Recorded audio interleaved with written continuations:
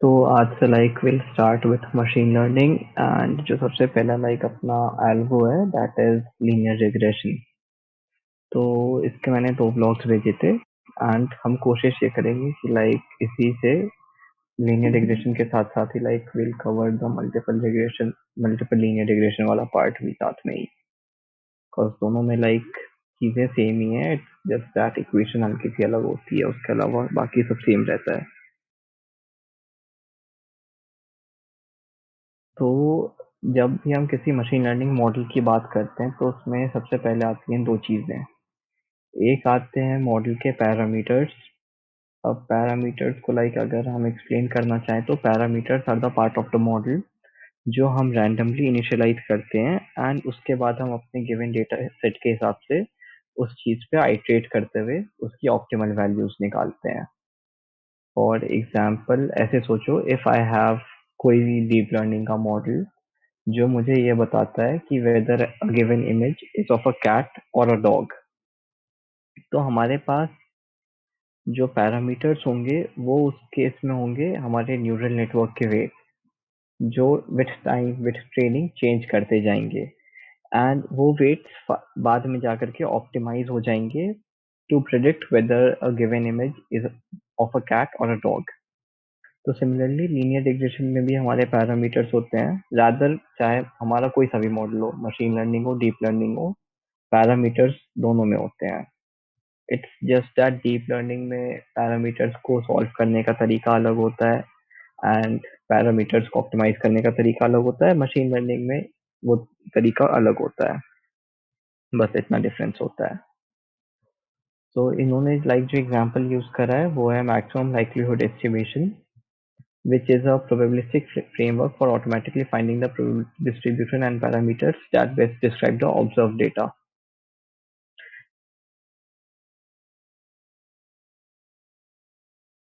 तो इसमें ये होता है कि when we talk about maximum likelihood estimation, तो उसमें हम बेसिकली अपने गिवन इनपुट डेटा के हिसाब से हम आउटपुट क्लास या आउटपुट वैल्यू की जो मैक्सिमम प्रोबेबिलिटी होती है, we go for the maximum probability, वो किस प्रोबेबिलिस्टिक कर्व पे लाई करेगा, हम उस चीज को टारगेट करते हैं। Maximum and probability of what? Maximum probability of basically उसका, एक सेकेंड यार रुको,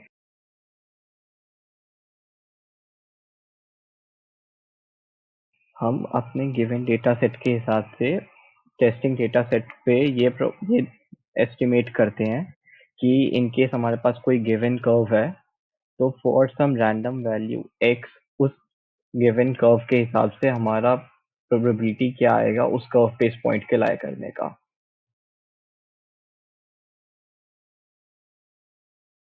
बेसिकली हम गिवन पॉइंट्स को यूज करके एक कर्व बनाने की कोशिश करते हैं। हम ये नहीं करेंगे कि हमने सारे पॉइंट्स को एक एक करके जोड़ दिया एंड उसके बाद जो लाइन आई हम उसे कह देंगे कि this is our curve, because that would be totally overfitting. हम ये कोशिश करते हैं कि we try to find a line जो उन पॉइंट्स को मतलब मैक्सिमम एरिया कवर करे। फॉर एग्जाम्पल अगर हम बात कर रहे हैं, एक सेकेंड,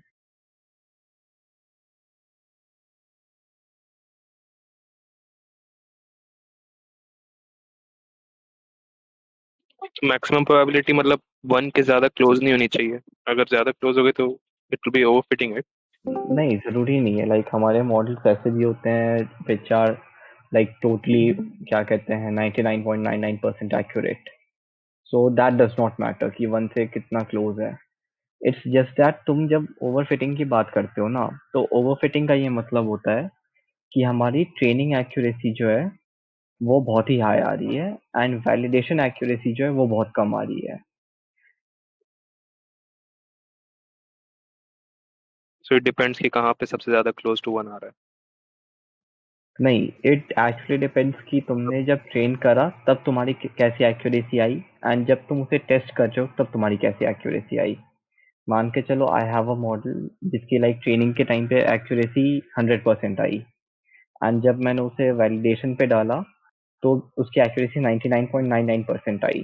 तब मैं ये नहीं कहूंगा कि मतलब मेरा मॉडल ओवर फिटिंग कर रहा है, लेकिन उसी जगह अगर ऐसा है कि मतलब जब मैंने उसे ट्रेन करा तब मेरे मॉडल की एक्यूरेसी 97% है, और जब मैं टेस्ट कर रहा हूँ तब मेरे मॉडल की एक्यूरेसी बस 50% है, तब मैं कहूंगा कि ओवरफिटिंग हो रही है। Because overfitting is basically defined as कि हमारा मॉडल ट्रेनिंग के टाइम पे कैसा परफॉर्म करता है एंड वैलिडेशन के टाइम पे कैसा परफॉर्म करता है, उसका प्रोबेबिलिटी से कोई रिलेशन नहीं है।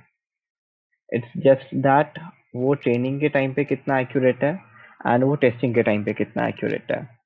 अब इस चीज को ऐसे सोचो कि रेड जो है वो हमारे ट्रेनिंग पॉइंट्स हैं, ठीक है, जिन पे हमारा मॉडल ट्रेन करेगा।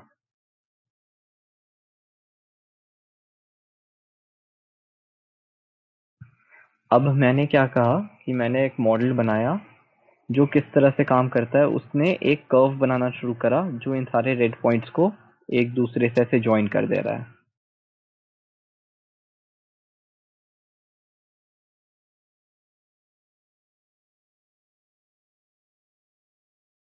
ठीक है। एंड एक दूसरा ग्रीन कर्व है जिसने इन सारे पॉइंट्स को ज्वाइन नहीं करा। उसने क्या करा, उसने इस पॉइंट से शुरू करा और इन सारे पॉइंट्स के बीच बीच में से ऐसे पास होता हुए निकल गया, ठीक है। हमारे पास जो रेड कर्व है एंड ग्रीन कर्व है, ये दो अलग अलग कर्व्स हैं। रेड कर्व ने क्या करा, उसने सारे पॉइंट्स को कवर करने के लिए पॉइंट टू पॉइंट खुद को कनेक्ट कर लिया डेटा सेट से, डेटा सेट पे। एंड ग्रीन कर्व ने क्या करा, ग्रीन कर्व ने एक ऑप्टिमल सोल्यूशन निकालने के लिए इन सारी लाइंस के बीच में से पास कर गया। अब मान के चलो टेस्टिंग के टाइम पे हमारे पास इस एक्स के लिए एक पॉइंट आता है वाई, ठीक है, जो यहाँ लाई करता है, यार ये लो दिख भी नहीं रहा ब्लू कलर से, ठीक है, जो कहीं यहाँ लाई करता है इस स्टार पे। तो अब दिक्कत क्या होगी, जो हमारा रेड लाइन प्रेडिक्ट करेगा वो इसकी वैल्यू इतनी ज्यादा प्रेडिक्ट कर लेगा ऊपर, एंड जो हमारी ग्रीन लाइन है जब वो प्रेडिक्ट करेगा, कलर नहीं है क्या,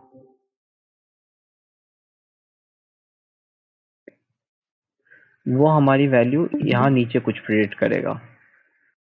तो अब देखो दोनों में डिफरेंस क्या आएगा, यहाँ पे एरर का जो मैग्नीट्यूड है वो बहुत ही ज्यादा है एज कंपेयर टू नीचे के एरर का मैग्नीट्यूड। तो हम इसी चीज को ओवरफिटिंग से डिफाइन करते हैं कि हमने ऊपर वाले में क्या करा, रेड लाइन ने सारे पॉइंट्स को एक लाइन से कवर कर लिया एक दूसरे से कनेक्ट करके। एंड जो दूसरी लाइन थी उसने क्या करा, उसने एक ऑप्टिमल सोल्यूशन निकालने की कोशिश करी without connecting all the points. उसने बस ये कोशिश करी कि like it will go it will try to go सारे पॉइंट्स के पास पास से।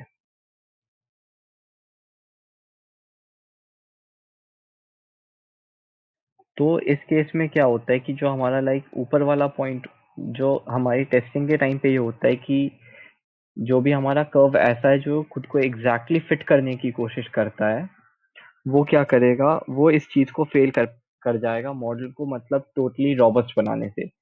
क्योंकि हमारा जो ट्रेनिंग का डेटा डेटा होता है उस पे क्या होता है कि मॉडल बार बार ट्रेन करता है, सिंगल आइट्रेशन में हम वैल्यूज प्रिडिक्ट नहीं कर लेते हैं। ट्रेनिंग के टाइम पे ये होता है कि पहला इपॉच चलता है, कुछ वैल्यूज प्रिडिक्ट होती हैं, फिर हम अपने वेट्स चेंज करते हैं, हम अपनी वैल्यूज चेंज करते हैं लॉस लॉस के हिसाब से, एंड फिर हम मॉडल को वापस से ट्रेन करते हैं। एंड ये चीज रिपीटेडली चलते जाती है चलते जाती है। तो अब इशू ये होता है कि जब ये चीज बार बार चलते जाती है तो एक ऐसा पॉइंट आ जाएगा जब हमारा मॉडल ये करना शुरू कर देगा कि उसे ये पता है कि उसे एग्जैक्टली क्या प्रिडिक्ट करना है, क्योंकि उसने वो डेटा सेट ऑलरेडी देख रखा है। तो वो सीधे उन वैल्यूज को देना शुरू कर देगा कि भाई मुझे ये वैल्यूज प्रिंट आउट करनी है, तो मैं अपने वेट्स को इस तरह से चेंज कर लेता हूँ। तो that is when overfitting happens, कि हमारा मॉडल डेटा का ट्रेंड सीखने की जगह आउटपुट सीख जाता है कि उसे एग्जैक्टली आउटपुट क्या करना है। समझ में आया? तो इस केस में ओवर फिटिंग हो जाएगी।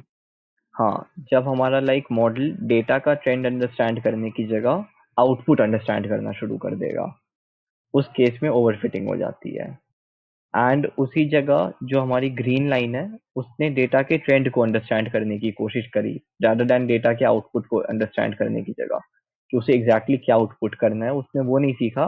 उसने ये सीखा कि हमारा जो डेटा है वो इस तरह से किसी एक लाइन पे लाई कर सकता है। तो जब हमारा मॉडल इस ट्रेंड को सीखना शुरू कर जाएगा, तब हमारा मॉडल ओवरफिट करने की जगह ज्यादा अच्छा परफॉर्म करेगा एक्यूरेसी वाइज वैलिडेशन सेट में। ट्रेनिंग सेट में उसकी एक्यूरेसी थोड़ी कम रह सकती है, लेकिन हमारा जो देखो मेन हमारा जो मकसद होता है, या मतलब जो हमारा मेन ऑब्जेक्टिव होता है, that is not training set पे 100% एक्यूरेसी लाना। हमारा ऑब्जेक्टिव होता है वैलिडेशन सेट पे, टेस्ट सेट पे अच्छी एक्यूरेसी लाना। एंड वो डेटा कौन सा होता है जिसका आउटपुट मॉडल को पहले से पता नहीं होता। ट्रेनिंग सेट के आउटपुट के साथ ये होता है कि like the model knows what it has to predict after a few epoch, क्योंकि उसने उस आउटपुट को देख रखा है। उसे पता है कि लाइक उसे इस आउटपुट के क्लोज जाना है।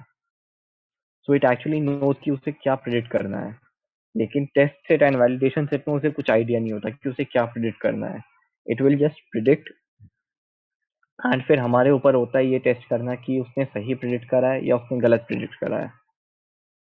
तो हमारा जो मतलब मेन ऑब्जेक्टिव होता है वो ये होता है कि हमारा लीनियर रिग्रेशन का मॉडल हो या कोई सा भी मॉडल हो, that must not be like 100% accurate on the validation set on the training set. Training set में 95% भी एक्यूरेट है तो चलेगा, लेकिन जब वैलिडेशन सेट की बारी आए तो उसकी परफॉर्मेंस या तो बराबर होनी चाहिए या ट्रेनिंग सेट से ज्यादा होनी चाहिए। तब हम कहेंगे कि हाँ हमारे मॉडल ने कुछ लर्न करा है। So basically, मतलब models should be able to generalize to data sets that it has not seen. हाँ, Okay. तो लीनियर रिग्रेशन में जो हमारा सबसे मतलब मेन वो होता है, एक सेकेंड।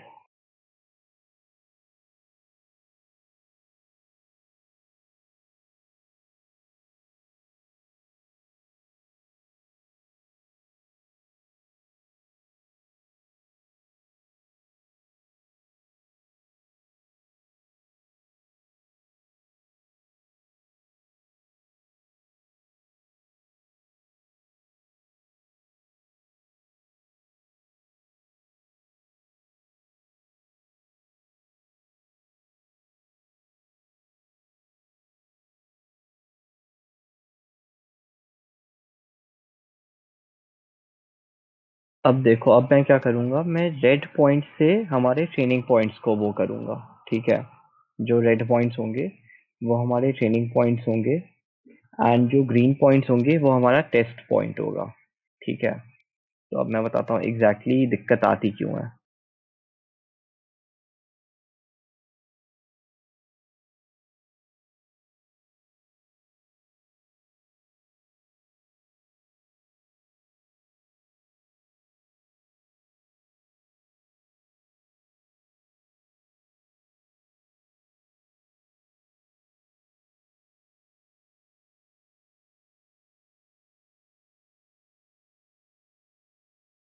तो जो रेड पॉइंट्स हैं वो हमारे ट्रेनिंग पॉइंट्स हैं, जो ग्रीन पॉइंट्स हैं वो हमारे वैलिडेशन पॉइंट्स हैं, जिसपे मतलब हमें प्रिडिक्ट करना है, अपने डेटा को टेस्ट करना है।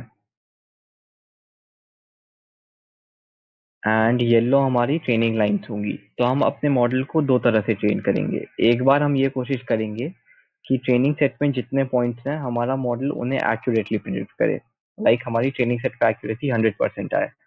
तो उसके लिए क्या होगा, ये सारे पॉइंट्स को एक साथ कवर कर लेगा कनेक्ट करके।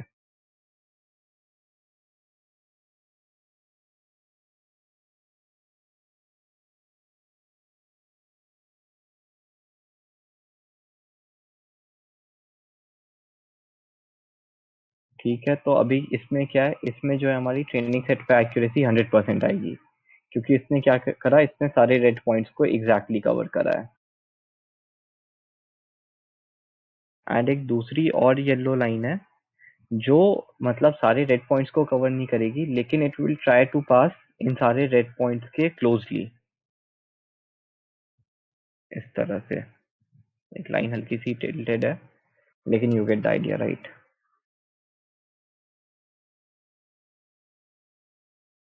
तो अब अगर हम इसमें देखेंगे तो देखो दिक्कत आएगी क्या एक्चुअली में। जो हमारा पहला ग्रीन पॉइंट है उसकी दोनों लाइन से डिस्टेंस लगभग लगभग सेम है, परपेंडिकुलर डिस्टेंस, क्योंकि प्रिडिक्शन के टाइम पे हम बेसिकली परपेंडिकुलर डिस्टेंस काउंट करते हैं। तो इसके पहले पॉइंट के लिए एग्जैक्टली सेम है। वो हमारा जनरलाइज लाइन पे लाई नहीं कर रहा है, लेकिन इस पॉइंट का इस लाइन से डिस्टेंस बहुत कम है एज कंपेयर टू इस पॉइंट का इस लाइन से डिस्टेंस। ठीक है, यहाँ तक क्लियर है? यस। तो इस केस में क्या होगा, जो एरर आएगा वो इस केस में कम आएगा as compare to this case. तो जनरलाइज्ड लाइन के वजह से हमारा एरर बहुत कम आएगा as we compare it to the मतलब टोटली ओवरफिट वाली लाइन। अगेन, जो हमारा थर्ड पॉइंट है उसका इससे डिस्टेंस कम है, इससे डिस्टेंस ज्यादा आएगा। फोर्थ पॉइंट इससे यहाँ लाई कर रही है, परपेंडिकुलर डिस्टेंस इससे बहुत ही ज्यादा आएगा। ये अगेन दोनों से बराबर है। ये हमारी जनरलाइज्ड लाइन से ज्यादा पास की जगह बेसिकली यहाँ डिस्टेंस ज्यादा आएगा, इस पे कम आएगा। इसका अगेन दोनों में बराबर आएगा। इस केस में हमारा एरर बहुत ज्यादा आएगा as compare to normal line. तो होता ये है कि लाइक जब हम अपने ट्रेनिंग डेटा को ये कोशिश करते हैं कि लाइक हमारा ट्रेनिंग डेटा पे मॉडल कंप्लीटली एक्यूरेट हो, तो उस केस में हम इस चीज को टोटली भूल जाते हैं कि हमारे वैलिडेशन सेट में कैसी एक्यूरेसी आने वाली है। ठीक है, वी डोंट इवन केयर कि मतलब हमारे वैलिडेशन के भी कुछ पॉइंट्स होंगे that might not follow the exact trend as हमारा ट्रेनिंग डेटा। मान के चलो, इसे इस तरह से सोचो कि जब तुमने ट्रेनिंग करी तो तुमने कैट की वो फोटोज ली जिसमें कैट एकदम तुम्हारी तरफ देख रही है, लेकिन जब तुम टेस्टिंग पे गए तब तुमने क्या करा कि तुमने कैट का फेस साइड से ले लिया। तो because your model has never seen a cat का फेस फ्रॉम द साइड, तो it will not actually know कि उसे इस चीज को प्रिडिक्ट कैसे करना है, क्योंकि उसे आदत है कैट का फेस एकदम सामने से देखने की एंड डॉग का फेस एकदम सामने से देखने की। तो if you try to change the angle, तुम्हारी परफॉर्मेंस बहुत ज्यादा गिर जाएगी। और इसे इस तरह से भी समझ सकते हो कि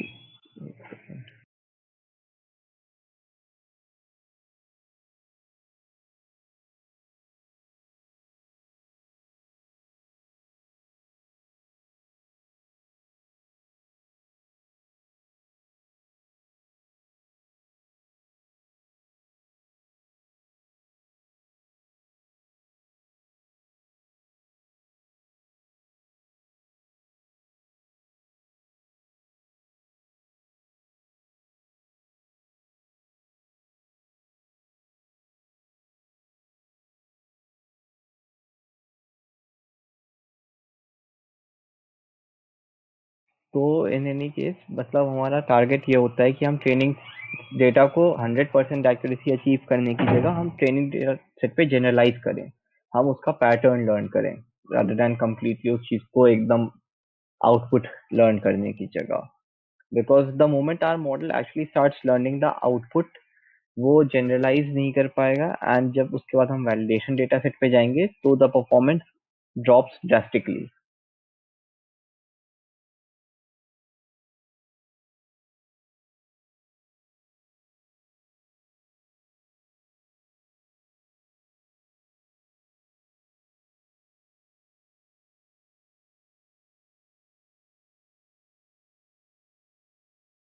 तो आज का लाइक जो टॉपिक है that is linear regression.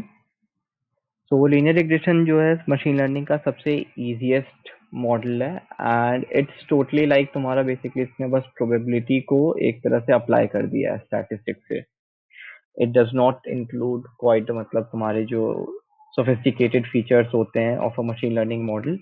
It is more like तुमने एक प्रोबेबिलिटी मॉडल लिया एंड तुमने उस चीज को मैथमेटिकली टर्न करके मतलब एक मैथमेटिकल इक्वेशन के फॉर्म में लिख दिया बस।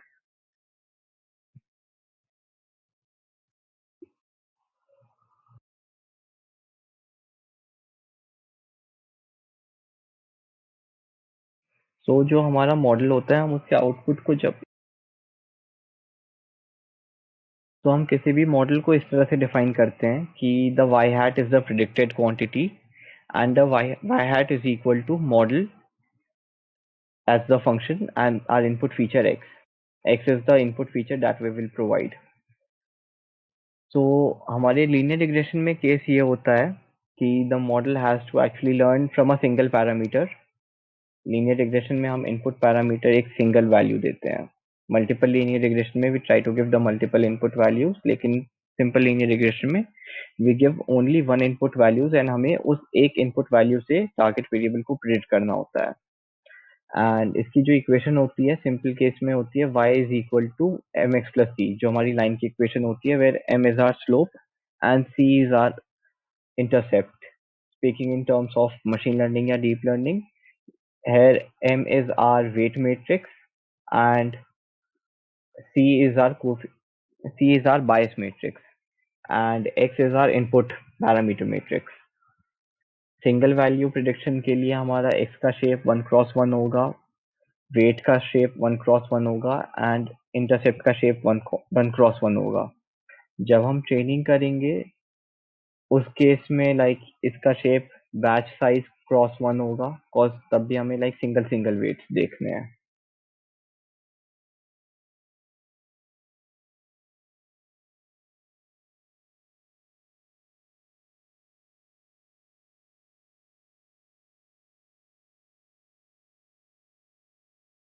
बैच साइज क्रॉस में किसका शेप था? बैच साइज क्रॉस एन हो जाएगा तुम्हारा, क्या कहते, बैच साइज क्रॉस एन नहीं, बैच साइज क्रॉस 1। ये किसका शेप था? ये शेप होगा तुम्हारा वेट का, वेट मैट्रिक्स का। बस इसमें डिफरेंस यही होगा कि जो तुम्हारा बैच साइज क्रॉस 1 शेप रहेगा वेट मैट्रिक्स का, लेकिन सारे वेट्स एग्जैक्टली सेम रहेंगे क्योंकि अभी भी तुम्हारे पास इनपुट मैट्रिक्स में जो है वैल्यू सिंगुलर ही है। वुडंट इट बी मतलब number of features cross 1 weights का? नहीं, नंबर ऑफ फीचर्स तुम्हारे पास 1 ही गिवन है ना।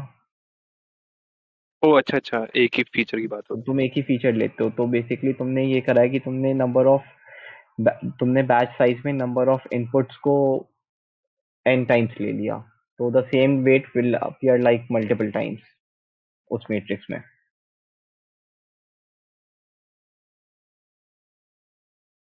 बेसिकली, मतलब ब्रॉडकास्टिंग मल्टीप्लिकेशन के टाइप से कि हाँ, वेट एक ही है, वो ब्रॉडकास्ट हो रहा है।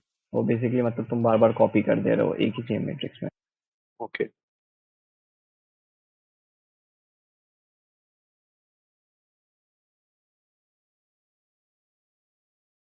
तो हमारे जो मतलब ये तो हो गया हमारा वेट का एंड उसका। तो हमारा जब ट्रेनिंग प्रोसेस स्टार्ट होता है किसी भी मशीन लर्निंग मॉडल में, तो हमारा जो वेट मैट्रिक्स होता है वो हम रैंडमली इनिशियलाइज करते हैं। लीनियर रिग्रेशन की बात करें तो हम एक रैंडम स्लोप के साथ स्टार्ट करते हैं एंड एक रैंडम इंटरसेप्ट वैल्यू के साथ स्टार्ट करते हैं। एंड उसके बाद हम ये कोशिश करते हैं कि हम उस स्लोप को गिवन इनपुट फीचर x से मल्टीप्लाई करके उसमें इंटरसेप्ट ऐड या सब्ट्रैक्ट करेंगे and then we will find out the output value. And इस तरह से हमारे पास एक टोटल मैट्रिक्स बन जाती है फॉर, मान के चलो हमारे पास अगर n एग्जाम्पल्स हैं इनपुट के, तो हमारे पास n क्रॉस 1 की एक आउटपुट मैट्रिक्स बन जाएगी जिसमें हर एक एलिमेंट वुड बी हमारा उस एग्जाम्पल का output. Now the thing is कि क्योंकि हमने रैंडमली इनिशियलाइज करा है, सो वी डोंट नो कि हमारा मॉडल परफॉर्म कैसा करेगा। बिकॉज अब तक हमने क्या करा, हमने एक रैंडम इनिशियलाइजेशन करा which did not learn anything from the model. उसने बस उस मॉडल के इनपुट के, which did not learn anything from the data, उसने बस डेटा के इनपुट से खुद को मल्टीप्लाई करा है एंड इंटरसेप्ट को ऐड या सब्ट्रैक्ट करा है। So the next step is understanding कि अब हम डेटा से लर्न कैसे करेंगे।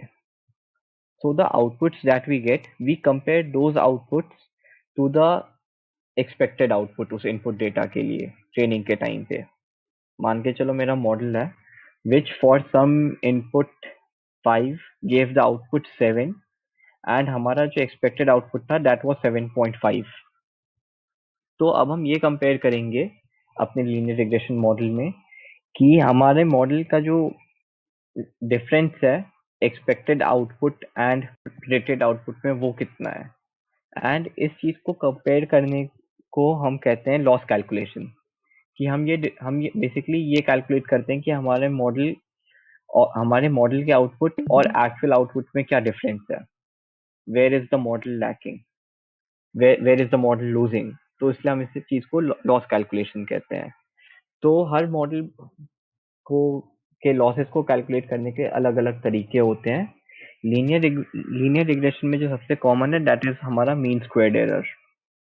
So what mean squared error actually does is कि वो इस ये जो हमारा डिफरेंस आया आउटपुट का, वो इस चीज को स्क्वायर करके कोशिश करता है कि अब जो हमारा स्क्वायर स्क्वायर करके देखो फायदा क्या होता है। अभी हमारे पास लॉस इतना था, ठीक है, लेकिन जब हम इस चीज को स्क्वायर कर देंगे तो हमारे मॉडल की टॉलरेंस इस क्वांटिटी से ज्यादा बड़ी हो जाएगी। कि मान के चलो अगर इसकी वैल्यू 4 थी 2 थी, तो स्क्वायर के बाद इस लॉस की वैल्यू जो है 4 हो जाएगी। तो इसके बाद जब हमारा अगला लाइन आएगा, वो इस साइड, इस पॉइंट से इस साइड टू एंड इस साइड टू, दोनों साइड को एग्जैक्टली सेम ट्रीट करेगा, ताकि अगर हमारा लॉस पॉजिटिव होता तो भी काम चल जाए, अगर हमारा लॉस नेगेटिव होता तो भी हमारा मॉडल उस चीज पे दिक्कत ना दे। तो it actually tries to create small squares using हमारे स्क्वायर्ड वैल्यूज, एंड उसके बाद ये हमारे उस ट्रेनिंग पॉइंट से या उस ट्रेनिंग पॉइंट के दोनों साइड को कवर करने की कोशिश करता है at a equidistant area. Similarly मतलब हमारे जहां जहां पे भी लॉसेस आएंगे वहां पे वो इस वैल्यू को स्क्वायर करेगा, एंड उस वैल्यू को स्क्वायर करके हमारे वेट मैट्रिक्स बोलो या फिर स्लोप से माइनस करता है, ताकि हमारा जो अभी मान के चलो कि यहाँ पे ये लॉस नेगेटिव आया था, तो अगली बार ये ना हो कि ये सेम लाइन का स्लोप यहाँ की जगह यहाँ आ जाए एंड उसके बाद ये लॉस नेगेटिव की जगह पॉजिटिव हो जाए। तो to build the tolerance it actually takes a square, this complete square which will be formed, and ये उसके बीच में से पास करने की कोशिश करता है अगली बार।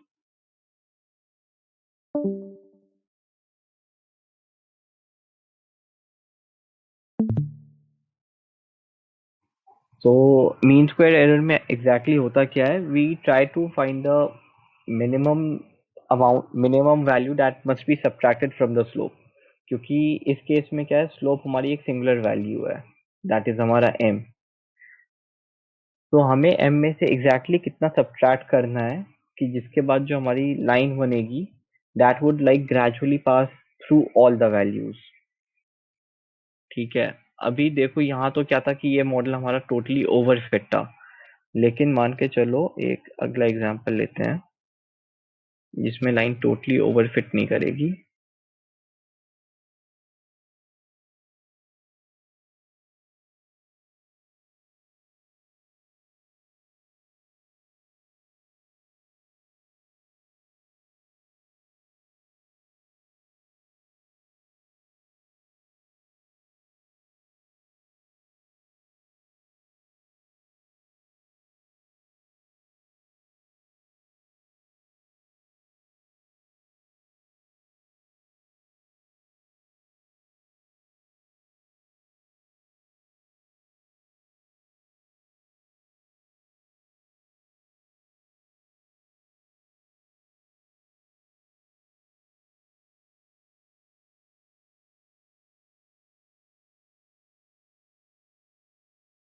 एंड इस बार मान के चलो कि हमारा स्लोप जो है, क्योंकि हमने रैंडमली इनिशियलाइज करा है, तो जाहिर सी बात है कि वो हर पॉइंट से पास नहीं करेगा, but it has to be a straight line. तो वो कुछ इस तरह से ऐसे है अभी वाला स्लोप। ठीक है, तो अब हमारा मॉडल इस एरर कैलकुलेशन के बाद ये कोशिश करेगा कि ये जितने भी एरर्स आए थे इस रेड वैल्यू की वजह से, इस रेड वैल्यू की वजह से, इस रेड पॉइंट की वजह से, इस रेड पॉइंट की वजह से, ये सारे मिनिमाइज हो जाएं। तो now what it will try to do is कि it will try to find a new value of the slope, that is this angle। slope तो पता ही है कि लाइन का angle with x axis, and this intercept, it will try to find a new value for both of them in such a way कि अगली बार जो ये line पास करे तो it tries to cover maximum of the red points। सबको cover नहीं कर सकता because it has to be a straight line। तो it's not like it's gonna यहाँ से ऐसे जाएगा, फिर यहाँ से स्लोप चेंज हो जाएगी, फिर वहां से स्लोप चेंज हो जाएगी, because now it has to have a constant slope और एक कांस्टेंट इंटरसेप्ट रखना है। तो it can not cover all the points, but what it can try to do is कि it can try to cover maximum of the points. तो हमने पहली बार का लॉस निकाला, फिर हमने ये देखा कि लाइक हमारा अगर हम इंटरसेप्ट का वैल्यू हल्का सा ऊपर कर दें तो it will actually cover a lot more point. तो हमने इंटरसेप्ट का वैल्यू ऊपर करके बहुत ज्यादा दूर रह गए हैं। So the next step will be कि इंटरसेप्ट की वैल्यू को चेंज करने की जगह अब हम अपनी स्लोप की वैल्यू को चेंज करेंगे। तो अगली बार सेम स्लोप के साथ क्या है, एक दूसरी लाइन बनने की कोशिश, हल्का सा स्लोप बढ़ाने की कोशिश करेगा। तो इस तरह से होता है कि लाइक हम पहले लॉसेस कैलकुलेट करते हैं, फिर हम उस लॉस को के हिसाब से प्रेडिक्टेड वैल्यूज को चेक करते हैं कि if the model is performing well, if the model is not performing well. For example मान के चलो हमने देखा कि अभी भी लाइक कुछ कवर हो रहे हैं, कुछ नहीं हो रहे, तो इसने क्या करा, सेम इंटरसेप्ट वैल्यू के साथ स्लोप और बढ़ा दी। तो अब इसने देखा कि लाइक स्लोप इतनी ज्यादा इंक्रीज हो गई है कि अगेन जो हमारी लॉस की वैल्यूज हैं वो बहुत ज्यादा होंगी। तो अब क्या करेगा, it will now try to decrease the slope. तो इस तरह से लाइक ये मल्टीपल आइट्रेशंस होते हैं जहाँ पे चेक्स इंक्रीज एंड डिक्रीज करके स्लोप एंड इंटरसेप्ट को, एंड उसके बाद हमें हमारे पास एक फाइनल वैल्यूज आती है स्लोप एंड इंटरसेप्ट की, that fits the training data, not exactly but quite well. कि लाइक 100% एक्यूरेसी लाना पॉसिबल नहीं है, लेकिन what we can have is कि हमारी जो एक्यूरेसी है वो 95% हो, 96% हो। एंड जब वो चीज हम अचीव कर लेते हैं तब हम कहते हैं कि like now the model can be tested on our validation set. And validation set की एक्यूरेसी फिर हम ये डिफाइन करेंगे कि whether the model is overfitting और अंडरफिटिंग। तो इसमें पहला स्टेप हो गया हमारा वेट इनिशियलाइजेशन, जिसमें हम रैंडम वैल्यूज के साथ अपने मॉडल को इनिशियलाइज करते हैं। The second step is loss calculation that we do using the mean squared error. तो मीन स्क्वायर्ड एरर का फॉर्मूला क्या होता है, 1/n times sum of I to N Y I minus Y hat का square. यहाँ पे सारी values का मीनिंग ये है, n इज हमारा नंबर ऑफ एग्जाम्पल। मान के चलो मैंने पूरा बैच एक ही साथ ले लिया, लाइक सारे ट्रेनिंग डेटा को मैंने एक ही साथ ले लिया, तो here n will be the size of our training data. Now we do the summation of yi minus y hat. yi is our actual value कि actually model को predict क्या करना चाहिए था. Y hat is the prediction it made. So basically what it does is कि ये actual value में से predicted value minus करता है, जिससे हमें ये मिलता है कि लाइक हमारा मॉडल एग्जैक्टली कितना लैग कर रहा था, उस चीज को स्क्वायर करता है एंड उस स्क्वायर को सम करना शुरू कर देता है। एंड इसका लाइक टोटल वैल्यूज का सम निकालने के बाद it divides it with the number of examples, and that is the error which is fed into the back propagation step. Now back propagation step is where हम अपने model के weights and बायस को change करेंगे। ठीक है, यहाँ तक clear है? ये बैक प्रोपगेशन तो न्यूरल नेटवर्क्स में चलेगा। नहीं, बेसिकली देखो बैक प्रोपगेशन मशीन लर्निंग में भी होता है, न्यूरल नेटवर्क्स में भी होता है। ठीक है, back propagation is basically the step where जहां तुम्हारा मॉडल ये देखता है कि उसने क्या एरर करे। ठीक है, बैक प्रोपगेशन का ये मतलब होता है, it is not something that is specifically related to neural network.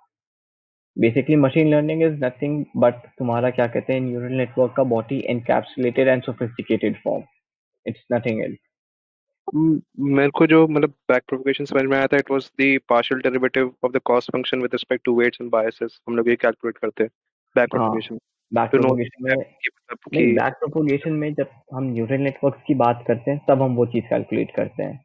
लेकिन मान के चलो if I have a decision tree या इफ आई हैव अ के एन इन क्लासिफायर, तो उस केस में भी तो हमें लाइक ये देखना होगा ना कि हमारा मॉडल कहाँ एग्जैक्टली लैग कर रहा है। और सिंगल इपॉच में तो कोई सा भी मॉडल ट्रेन नहीं होता है। Even like if you actually train a random forest या you try to train a decision tree, तो ऐसा तो है नहीं कि लाइक उसने एक रन में एकदम एग्जैक्टली सही प्रिडिक्ट करा होगा। उसे भी कुछ नंबर ऑफ रन्स लगे होंगे, कुछ नंबर ऑफ प्रिडिक्शंस लगी होंगी, ट्रेनिंग स्टेप्स लगे होंगे प्रिडिक्ट करने के लिए। फिर उस प्रिडिक्शन में जो गलतियां आई होंगी उसने उस गलतियों को इरेडिकेट करने की कोशिश करी होगी। So that basically the eradication of your mistakes is known as backpropagation. Neural network में we do it using the partial derivatives हमारे पास क्या कहते हैं, मशीन लर्निंग में वी हैव लॉस फंक्शंस।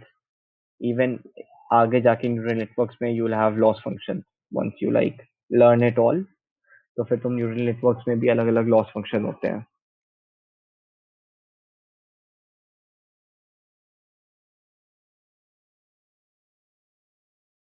तो अब हमारा बैक प्रोपोगेशन, बेसिकली जो बैक प्रोपोगेशन बोलो या लॉस फंक्शन बोलो, मशीन लर्निंग में we actually call it the loss function. तो लॉस फंक्शन में अब देखो हमारे पास कुछ टारगेट्स होते होंगे कि हमें अपने लॉस को मैक्सिमाइज करना है या मिनिमाइज करना है, हमें एग्जैक्टली चाहिए क्या होता है। सो दैट इज बेसिकली कि हम ये चाहते हैं कि हमारा किसी भी केस में लॉस जो है वो मिनिमम हो। ठीक है, लेकिन अब how the loss function is actually defined will say कि हम अपने लॉस फंक्शन को हम उस वैल्यू को मैक्सिमाइज करना चाहेंगे या मिनिमाइज करना चाहेंगे। फॉर एग्जाम्पल हमारा मीन स्क्वायर एरर क्या करता है, it actually just finds the difference between yi and y hat, that is actual value क्या आनी चाहिए थी एंड प्रोबेबली एंड उस चीज को ये डिवाइड डिफरेंस कर देगा हमारे y hat से, प्रिडिक्टेड वैल्यू से। तो हम यहाँ पे ये चाहेंगे कि जो हमारा मीन स्क्वायर एरर है वो क्या होना चाहिए, दैट मस्ट बी मिनिमम हमारे मॉडल के अच्छे परफॉर्मेंस के लिए। मिनिमम क्यों, क्योंकि हमारा Y I minus Y hat जितना स्मॉल होगा हमारा मॉडल उतना एक्यूरेट होगा, एंड हमारा M A C is directly proportional to Y I minus Y hat. ठीक है, इक्वेशन के अकॉर्डिंग। तो हमारा Y I minus Y hat जितना छोटा होगा हमारा एम ए सी उतना ही छोटा होगा, एंड जितना हमारा Y I minus Y hat छोटा होगा उतना हमारा predicted value and output value and actual output के बीच का डिफरेंस स्मॉल होगा। लेकिन if at the same time I have something जिसमें हमारा जो प्रिडिक्टेड वैल्यू है दैट इज इनडायरेक्टली क्या, उसका और लॉस फंक्शन का जो रिलेशन है दैट इज इनडायरेक्टली प्रोपोर्शनल। तो वहां पे हम ये चाहेंगे कि हमारा लॉस वैल्यू जो है वो मैक्सिमाइज करे। और उसके मैक्सिमाइज करने से हमें फायदा क्या होगा कि क्योंकि अब यहाँ पे जो रिलेशन है वो इनडायरेक्टली प्रोपोर्शनल का है, तो हमारा जो बेसिकली आउटपुट वैल्यू एंड उसके बीच का डिफरेंस होगा वो जितना कम होगा हमारा लॉस उतना ज्यादा इंक्रीज होगा। At the end of the day we want कि हमारे predicted value and output value के बीच का डिफरेंस छोटा हो। We have nothing to do with the loss value. Loss value is just another way for the neural network to learn. हमारा target ये है कि actual value and predicted value के बीच का डिफरेंस कम हो। तो all we care about is Y I minus Y hat. अब वो उस लॉस फंक्शन में की इक्वेशन में किस तरह से फिटेड है, दैट वुड एक्चुअली डिफाइन कि हम अपने लॉस को मैक्सिमाइज करना चाहते हैं या मिनिमाइज करना चाहते हैं।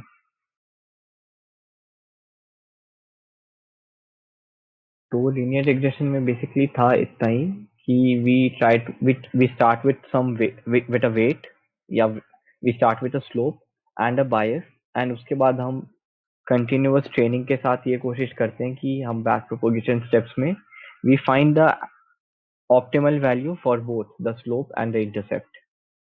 नाउ द थिंग इज कि हम इस चीज को पाइथन में इम्प्लीमेंट कैसे करेंगे। तो आई गेस तुम लोगों ने वो, you are using the hands on ML वाला बुक राइट, साइकिट लर्न वाला। यस। हाँ, तो उसमें तो इट्स लाइक बेसिकली बहुत अच्छे से गिवन साइकिट लर्न लाइब्रेरी को यूज करना। बट द थिंग इज कि तुम अगर चाहो तो you can actually like create it without any library also, कि in case you guys actually want, तो what you can do is कि तुम स्क्रैच से भी एक लीनियर रिग्रेशन का कोड इम्प्लीमेंट कर सकते हो। And that is like, I guess तुम्हारा ये डीप लर्निंग वाले कोर्स में पहला असाइनमेंट यही होगा कि without using any external library you have to implement linear, नहीं, you have to implement logistic regression उसमें। यस। हाँ, बिना इसमें किसी उसके। इसमें ये जो ब्लॉग इन लोगों ने नंपाई यूज नहीं किया है, जिसकी वजह से काफी इनएफिशिएंट मैट्रिक्स मल्टीप्लिकेशंस करी है। नहीं तो see that is the main तुम्हारा गोल कि तुम कोई भी एक्सटर्नल लाइब्रेरी यूज ना करो। तो नंपाई भी मतलब शुड बी कॉल्ड एक्सटर्नल, मतलब उसके बिना मतलब एफिशिएंट कोड कैसे लिखोगे? नहीं तो देखो, तुम्हारा पहला स्टेप जब सीखने का होता है ना, तो पहला स्टेप एफिशिएंसी नहीं होती है व्हेन यू आर लर्निंग। जब तुम्हें मतलब कॉम्पिटिशन्स में पार्ट करना है या जब तुम्हें एंटरप्राइज लेवल पे काम करना है, तब तुम्हें एफिशिएंसी चाहिए। लेकिन जब तुम सीख रहे होते हो, तो अब देखो दिक्कत पता है क्या होती है एग्जैक्टली जो हमारे लाइब्रेरीज हैं, जैसे साइकिट लर्न हो गया, टेंसरफ्लो हो गया, पाईटॉर्च हो गया, इन्होंने क्या करा है, इन्होंने इस पूरे चीज को बेसिकली सेटअप करके दे दिया है तुम्हें, जहाँ पे you don't actually get to understand the mathematics behind it.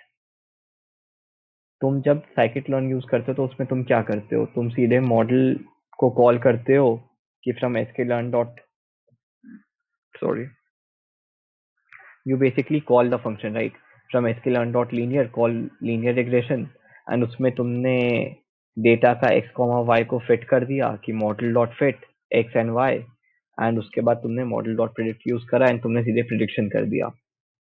लेकिन यू एक्चुअली डोंट नो कि बैक एंड पे क्या हो रहा है। तो टू अंडरस्टैंड कि बैक एंड में एक्चुअली क्या चल रहा है, you need to code it from the scratch.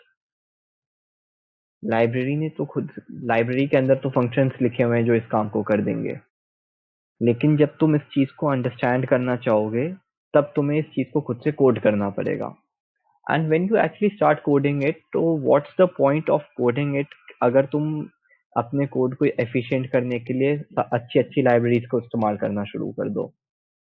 For example, होता क्या है कि जब तुम मतलब डीप लर्निंग में जाओगे ना, तो तुम कभी भी लाइक वो पूरा कॉन्वोल्यूशन का फॉर लूप नहीं लिखने वाले हो कि तुम पूरी इमेज के ऊपर आइट्रेट कर रहे हो खुद से, या तुम कुछ भी वैसा कर रहे हो कि तुमने कॉन्वोल्यूशन की मैट्रिक्सेस तुम्हें खुद से डिफाइन करनी है। All you have to do is तुम्हें सीधे const2d का वो फंक्शन कॉल करना है।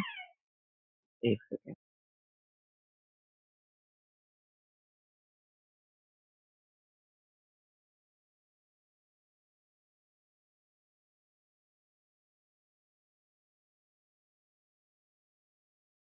तो बेसिकली होता ये है कि हम सीधे const2d के फंक्शंस को कॉल कर देते हैं।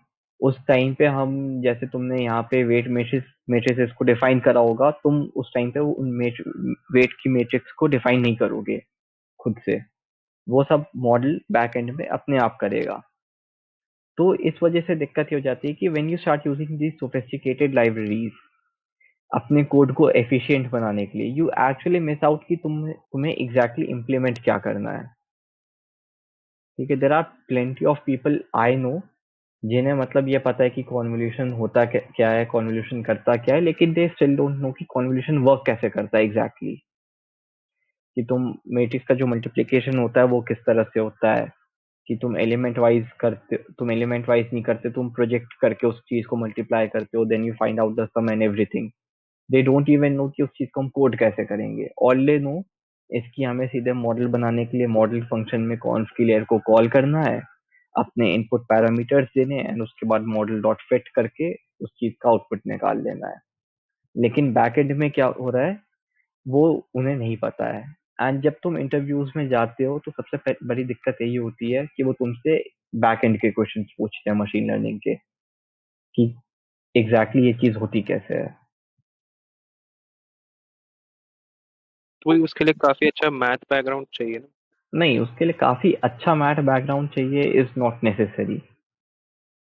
इसके लिए बस तुम्हें एक बेसिक अंडरस्टैंड, एक डिसेंट अंडरस्टैंडिंग ऑफ मैथ्स होनी चाहिए। बिकॉज देखो, हमारे लेवल पे we are not actually like devising algorithms कि हमें एकदम अच्छे से कैलकुलस आनी चाहिए, कि हम मतलब मॉडल से पहले खुद से उन कैलकुलस की इक्वेशंस को सॉल्व करें। ठीक है, जब तुम एल्गो डेवलप करते हो, जब तुम कोई नया लॉस फंक्शन डेवलप करते हो, तब तुम्हें उस कैलकुलस को पहले खुद से परफॉर्म करना होता है, ताकि तुम ये देख पाओ कि तुम एग्जैक्टली लॉस फंक्शन कम हो भी रहा है या नहीं हो रहा है। लेकिन when you have to like just apply it code में, तब तुम्हें मैथ्स का लेवल बस इतना अच्छा चाहिए होता है कि तुम उस इक्वेशन को अंडरस्टैंड कर पाओ। तुम्हें उस चीज को समझना है, तुम्हें कुछ नया डिवाइस नहीं करना है। तो as long as you actually understand कि तुम डिफरेंशिएट कैसे कर रहे हो। अब इस चीज को ऐसे सोचो, चेन रूल के बारे में पता है? हाँ पता है। तो चेन रूल में एग्जैक्टली होता क्या है कि जब तुम किसी उस फंक्शन में चेन रूल इम्प्लीमेंट करते हो तो तुम उस इंटरमीडिएट वैल्यू का फाइनल वैल्यू ऑफ ए, ठीक है। या ये तो मतलब बहुत कंफ्यूजिंग हो गया। ऐसे सोचो कि मेरे पास एक फंक्शन है A is a function of B is a function of C is a function of D and D is a function of E. तो जब मैं ए को डिफरेंशिएट करने की कोशिश करूंगा ई के रेस्पेक्ट में, तो मुझे क्या करना होगा? मेरे को पहले D A by D B into D B by D C into D C by D D into D D by D E करना होगा, राइट? यस। तो सेम होता है हमारे न्यूरल नेटवर्क की लेयर्स में, कि हमारा जो लेयर होता है that is actually a function of the previous layer, क्योंकि वो प्रीवियस लेयर के आउटपुट पे डिपेंड करता है, राइट? यस। आई गेस तुमने इतना तो पढ़ा ही होगा कि लाइक जो पिछला लेयर आउटपुट देता है वो आउटपुट आगे कैरी होता है। तो अब देख, अब देखो होता क्या है, जब हम इस तरह से कंटिन्यूअस लेयर के ऊपर लेयर स्टैक करते जाएंगे तो बैक प्रोपोगेशन में तुम क्या करते हो? You multiply the derivative with the weight and then subtract it, है ना? यस, ये तो तो अपडेटिंग ऑफ पैरामीटर्स हो गया ना ये स्टेप तो। हाँ, हाँ वही, मतलब जब तुम लॉस कैलकुलेट करते हो अपडेटिंग ऑफ पैरामीटर्स के बाद, जब तुम अपडेट करते हो लॉस कैलकुलेट करने के बाद। तो वो जो पार्शियल डेरिवेटिव्स निकालते हैं उसी स्टेप को, मतलब जब बैक प्रोपोगेट करते हो तो उसी स्टेप को, जब पार्शियल डेरिवेटिव्स कैलकुलेट करते हैं, that is known as back propagation, right? हाँ, ओके। तो अब ऐसे सोचो कि तुमने आउटपुट की लेयर ली एंड अब तुम्हें पहली लेयर का वेट अपडेट करना है। तो इस बीच में तुम्हारे पास कितने पार्शियल डेरिवेटिव्स आ जाएंगे? हर एक लेयर अपना पार्शियल डेरिवेटिव देगा तुम्हें। यस। अब मान के चलो कि इस केस में अब, क्योंकि तुम्हें यह पता है कि चेन रूल क्या होता है, तुम्हें इस चीज की अंडरस्टैंडिंग है कि चेन रूल वर्क कैसे करता है। सो इन दोनों अंडरस्टैंडिंग को यूज करके तुम ये चीज समझ जाओगे कि बेसिकली हमारा जो वेट्स का अपडेशन होता है वो इंडिपेंडेंट नहीं होता, दैट एक्चुअली डिपेंड्स हर एक लेयर का दूसरे लेयर पे, ठीक है। मतलब हर एक layer depends upon the layer जो उसके आगे है एंड जो उसके पीछे है, ठीक है। सेकंड लास्ट उसका पार्शियल डेरिवेटिव ने लास्ट लेयर से डिपेंडेंट होता है। हाँ, बेसिकली जब तुम पार्शियल डेरिवेटिव निकालते हो तो तुम बेसिकली बैक प्रोपोगेशन में करते क्या हो, तुम पीछे से आगे आने की कोशिश करते हो। तो जो तुम्हारा सबसे पहला लेयर होगा उसमें क्या होगा कि वहां तक पहुंचते पहुंचते तुम्हारा पार्शियल डेरिवेटिव की वैल्यू बहुत स्मॉल हो जाएगी। क्यों? क्योंकि अब तुम्हारा पार्शियल डेरिवेटिव है that would B 0 point something, right? Because तुम्हारे वेट्स जो है वो बहुत ही छोटे होते हैं। ये चीज पढ़ी है? नहीं ये पढ़ी तो बता दो, नहीं पढ़ी तो भी बता दो, चलता है। I don't think so. हाँ, तो बेसिकली देखो होता क्या है कि जब तुम ऐसे सोचो कि तुम किसी भी चीज को पार्शियली डिराइव कर रहे हो, ठीक है, एंड उसके बाद तुमने पार्शियली डिराइव करा एंड तुम उसे लर्निंग रेट से मल्टीप्लाई करते हो, right? Yes, is this vanishing gradients, मतलब हाँ, की वैनिशिंग ग्रेडियंट? Gradients, exactly. हाँ, थोड़ा सा देखा है। तो बेसिकली वैनिशिंग ग्रेडियंट्स में होता क्या है कि वैनिशिंग ग्रेडियंट्स को एक समझने के लिए तुम्हें बेसिक ऑफ कैलकुलस आना चाहिए, because vanishing gradients actually arises due to the problem of chain rule in differentiation, ठीक है। तो unless and until you don't know chain rule, तुम्हें ये नहीं समझ में आएगा कि तुम्हारे ग्रेडियंट्स वैनिश क्यों हो रहे हैं। लेकिन क्या तुम्हें चेन रूल पे टोटल मास्टरी होनी चाहिए, क्योंकि जब तुम डेवलप करने के लिए जाओगे तब तुम इस कोड को खुद से नहीं लिखोगे। तब तुम्हें इस मैथ्स की इक्वेशन को खुद से नहीं लिखना है, चेन रूल की इक्वेशन को, कि तुम्हें हर एक फंक्शन का डेरिवेटिव पता होना चाहिए, तुम्हें हर कॉम्प्लेक्स फंक्शन को डिराइव करना आना चाहिए। ये सारा काम मॉडल खुद से करेगा। All you need to know is कि ये प्रॉब्लम क्यों अराइज करती है, एंड ये प्रॉब्लम क्यों अराइज करती है इस चीज को समझने के लिए तुम्हें मैथ्स चाहिए, बस। मैथ्स का इतना रोल होता है, unless and until you actually want to go into development of an ML framework। जब तुम डेवलपमेंट में जाओगे एक किसी फ्रेमवर्क के, किसी एल्गो के, तब तुम्हें उतनी एडवांस मैथ्स आनी चाहिए। लेकिन as long as you are basically working on pre developed architectures, working on pre developed models, या trying to create a model of your own, तब तक as long as you understand the maths तुम्हारा काम हो जाएगा। तो हाँ, मतलब मशीन लर्निंग के लिए मैथ्स चाहिए, डीप लर्निंग के लिए मैथ्स चाहिए, लेकिन जरूरी नहीं है कि एकदम तुम्हें मैथ्स में एक्सपर्टाइज होना चाहिए. As long as you understand what's going on, it's totally fine.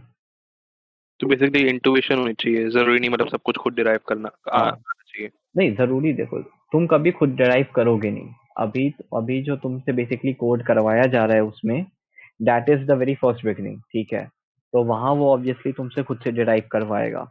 वहां वो ऑब्वियसली तुमसे सिग्मा तक की इक्वेशन खुद से लिखवाएगा. लेकिन आगे जाके क्या होता है कि अभी तुम जब लाइक आगे जाओगे तो तुम्हें पूरी पूरी कॉन्वोल्यूशन की मैट्रिक्स को जनरेट करने का फंक्शन भी खुद से ही लिखोगे. ठीक है, तुम पूरी पूरी वेट मैट्रिक्स का फंक्शन खुद से लिखोगे. लेकिन once you start using the frameworks, फिर तुम्हें उस चीज की जरूरत नहीं है. फिर तुम्हें बस उस चीज को समझने की जरूरत है कि तुमने ऐसा क्यों करा था. बस मैथ्स का इतना रोल है कि तुमने ऐसा क्यों करा था, इस चीज को समझने के लिए. Okay god.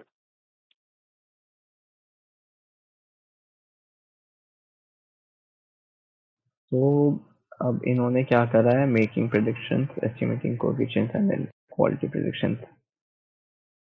तो आई गेस मैंने तुम्हें दिया था वाइन क्वालिटी वाला डेटा सेट, या नहीं दिया था तुम लोगों को, याद नहीं मुझे. नहीं दिया था. नहीं दिया था ना, हाँ नहीं दिया था, नहीं दिया था. I gave you the income वाला data set, right. Yes. Family income वाला, हाँ. तो हमारा देखो, किसी भी लीनियर रिग्रेशन की प्रॉब्लम में क्या होता है, we have one input parameter and हमें उस सिंगल इनपुट पैरामीटर के बेसिस पे अपना आउटपुट प्रिडिक्ट करना होता है. तो this is actually very tough and at the same time very easy. ठीक है, क्यों इजी क्यों है, क्योंकि इसमें तुम्हारे पास पैरामीटर्स लिटरली दो पैरामीटर्स है जो तुम्हें डिसाइड करने हैं. लेकिन टफ क्यों है कि तुम्हें एक सिंगल गिवन पैरामीटर से आउटपुट्स को प्रिडिक्ट करना है. You don't have an abundance of data to learn from. तुम्हारे पास सिंगल डेटा है लर्न करने के लिए, तुम्हारे पास सिंगल वेरिएबल है लर्न करने के लिए. And as long as they don't lie in the मतलब they don't have a linear relationship, तुम्हारा मॉडल कभी काम नहीं करेगा. तुम्हें ये बात भी पता है. तो लीनियर रिग्रेशन एक एक तरह से सबसे इजी है लेकिन सबसे हार्ड भी है. हार्ड इसलिए क्योंकि उसमें तुम्हारी बाउंड्री केसेस बहुत ज्यादा है. You don't have enough data to learn from. तुम्हारे पास लिटरली सिंगल फीचर है लर्न करने के लिए. And at the same time तुम्हारे पास डिस्ट्रैक्ट होने के लिए कम वैल्यूज हैं, because you will have a single weight and a single bias.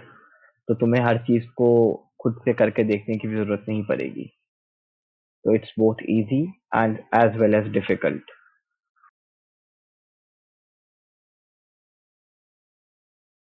तो द थिंग इज कि जब हम इस चीज को बेसिकली इन्होंने क्या करा है कि इन्होंने जो फंक्शन है वो खुद से अप्लाई करा है.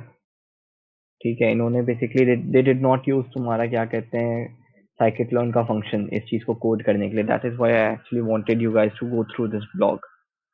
इसने क्या करा है, इसने सीधे ये जो इक्वेशन है y is equal to B naught plus B one into X, इसने इस चीज को खुद से अप्लाई करने की कोशिश करी है. वे हमारा कोएफिशिएंट जो है 0.4 एंड 0.8, ये देखो इसने खुद से एक रैंडम वैल्यू के साथ इनिशियलाइज करा for row in data set. मतलब डेटा सेट में एक एक करके y hat is equal to prediction row into coefficient. And predict function क्या कर रहा है तुम्हारा, y hat is equal to coefficient of 0 and for I in range length of row minus 1 y hat plus is equal to coefficient plus 1 into row I. Basically तुम्हारा coefficient को ये multiply कर रहा है तुम्हारे क्या कहते हैं इनपुट फीचर्स के साथ. ठीक है, एंड इट्स बेसिकली तुम्हारा 1x2 मैट्रिक्स एंड तुम्हारा row I will be a 2x1 matrix. तो मल्टीप्लाई होके you will get a single value.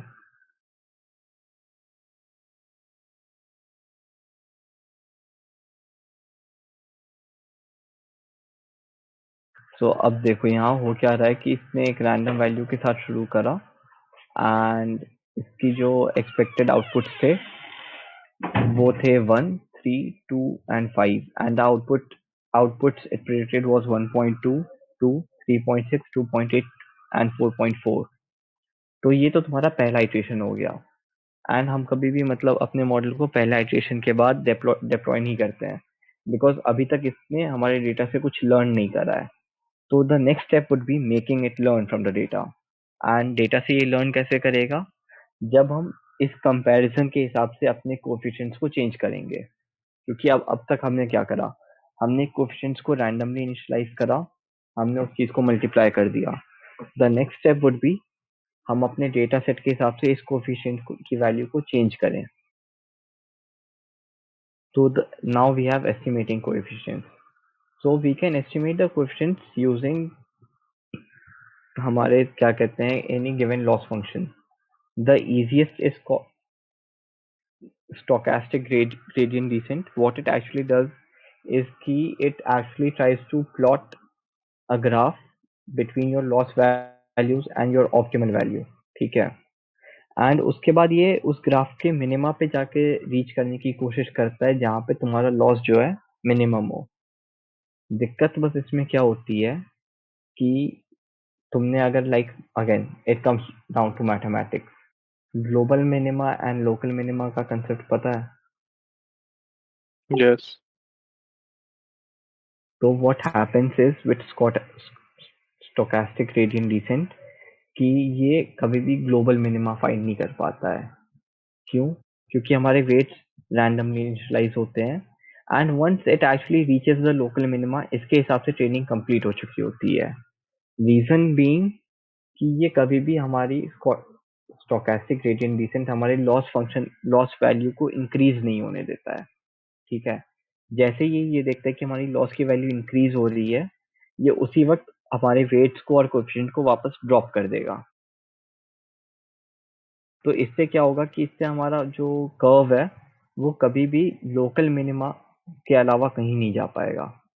क्यों? क्योंकि देखो लोकल मिनिमा के बाद क्या होगा, लोकल मिनिमा के बाद तुम्हारी लॉस की वैल्यू फिर से बढ़ेगी। अगर तुम कर्व के हिसाब से सोचो तो ऐसे सोचो,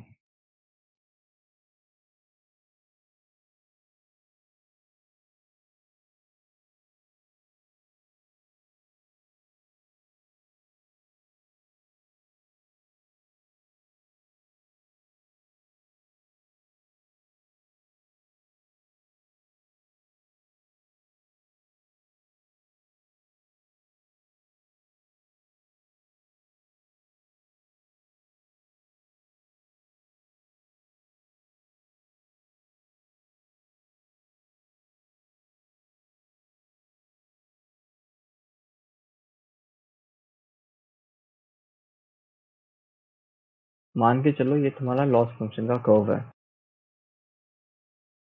ठीक है, ये जो है तुम्हारा लॉस फंक्शन का कर्व है विथ क्या कहते हैं तुम्हारे ट्रेनिंग स्टेप्स। तो अब दिक्कत क्या होती है स्टोकेस्टिक ग्रेडियंट डिसेंट के साथ, एज आई सेड कि द मोमेंट इस चीज की ये लॉस जो है यहाँ इंक्रीज हो रहा है, ऊपर की तरफ जा रहा है हमारा लॉस, ये हमारे वेट्स एंड बायस को ड्रॉप कर देगा और वापस इस लॉस को नीचे ले आएगा। ठीक है, तो अब इसमें दिक्कत क्या होती है कि if our model started from this loss value, तो क्या होगा, ये बस इस लोकल मिनिमा तक रीच कर पाएगा जो यहाँ पे आएगा कुछ। ठीक है, इसके नीचे ये नहीं जा सकता है। क्यों? क्योंकि यहाँ पे हमारी फिर वेट्स की वैल्यूज को डिफरेंस करने के बाद क्या होगा, हमारा लॉस फंक्शन इंक्रीज करेगा एंड उसके बाद जाकर के ये एक ग्लोबल मिनिमा रीच करता है जो यहाँ है। लेकिन स्टोकेस्टिक ग्रेडियंट डिसेंट के साथ दिक्कत क्या हुई कि द मोमेंट इट सॉ कि हमारा लॉस इंक्रीज हो रहा है, इसने उन वेट्स एंड कोएफिशिएंट को वापस ड्रॉप कर दिया एंड पिछले स्टेप वाले वेट्स को लाके इसने ये कह दिया कि this is our optimal step even though this is not. And ऐसा क्यों हो रहा है? क्योंकि इसमें ये एक लोकल मिनिमा पे आ गया। तो हमारा जो ग्रेडियंट डिसेंट होता है, it actually does not care about the global minima, all it cares about कि जो हमारा लोकल मिनिमा है वो रीच हो जाए, because it won't allow your loss value to increase.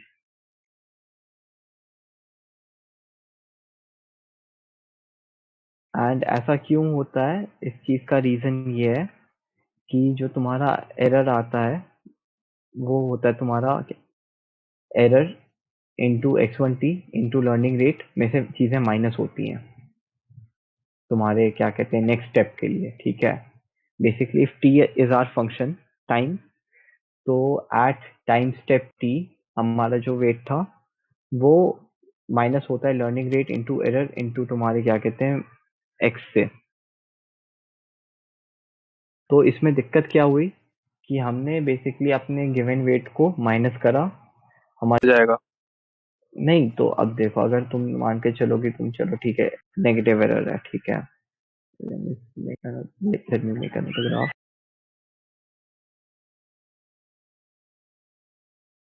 एक सेकेंड यार, एरर एरर नेगेटिव कैसे होगा? अभी तो मैंने बताया we use mean squared error.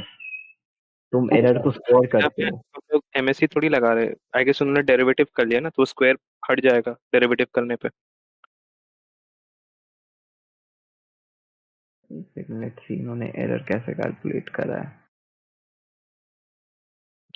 If we are doing the gradient descent step तो उसमें डेरिवेटिव करेंगे ना मीन स्क्वायर एरर का।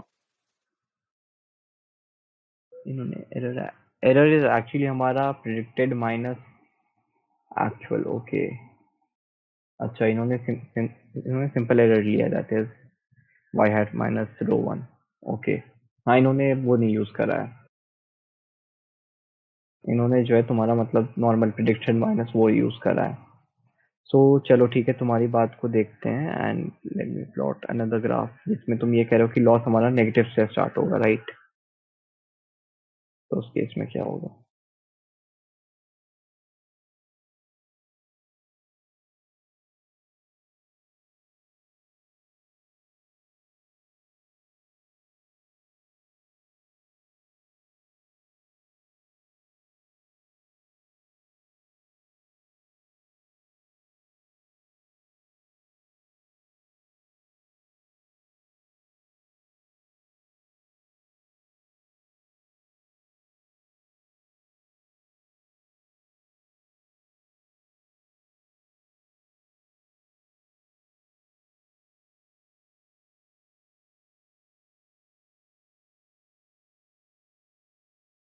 देखो, you do understand the point कि हमारे पास लॉस पॉजिटिव हो या नेगेटिव, वो दोनों ही खराब है, because what we want is our loss to be zero, right?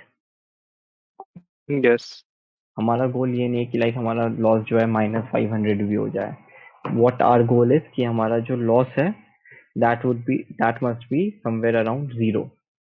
ठीक है, तो इस केस में देखो, मिनिमा की जगह अब क्या आ रहा है? मैक्सिमा आ रहा है तुम्हारे पास, राइट?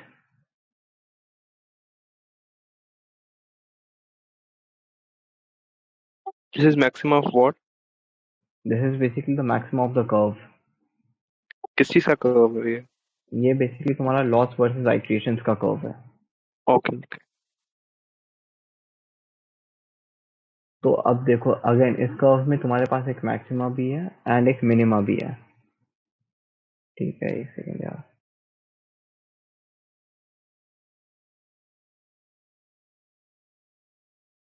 तो तुम्हें क्या लगता है कि स्टोकेस्टिक ग्रेडियंट डिसेंट इस केस में क्या लर्न करेगा? मैक्सिमा लर्न करेगा या मिनिमा लर्न करेगा?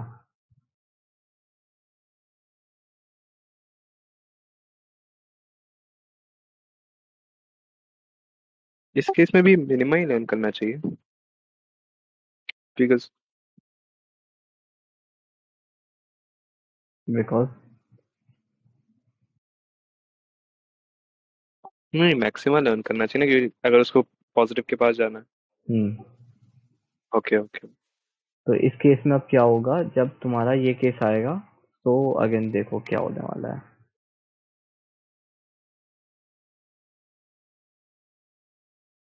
As we move close to zero, हमारा लॉस डिक्रीज होगा। ठीक है, हम इस पॉइंट पे आ गए। अब जैसे ही ये ऊपर जाएगा, the loss is again increasing, negatively increase कर रहा है, लेकिन what it's actually doing is it is increasing, है ना?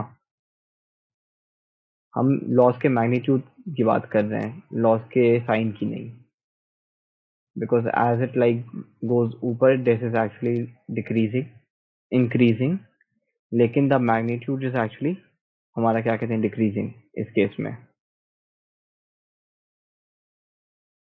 ओके गॉट तो as it tries to like move closer to zero, हमें एक्चुअली में मतलब देखो, द थिंग इज कि we actually do not care about the sign of the loss.